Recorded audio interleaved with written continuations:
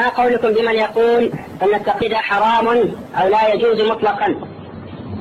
هذا غلط. التقليد يجب أحيانا وأحيانا يحرم.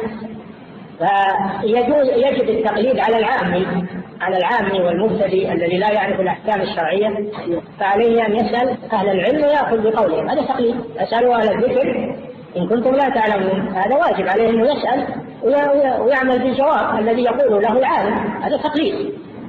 أما الذي يحرم عليه التقليد فهو المجتهد الذي يستطيع الاجتهاد يتوفر فيه شروط الاجتهاد كالأئمة الأربعة ومن قبلهم ومن حصل على منزلتهم في العلم. هذا لا يجوز له القلد. يبحث عن الحكم الشرعي هو بنفسه من كتاب الله ومن سنة رسول الله صلى الله عليه وسلم. قالوا إلا إذا ضاق الوقت، إذا ضاق عليه الوقت ولم يمكنه أن يبحث يجوز أن يقلد بقدر الضرورة. فعلمنا أن التقليد تارة يجب على العام وعلى المبتدئ الذي لا يعرف الأحكام الشرعية. هذا يسأل أهل العلم ويقلدهم.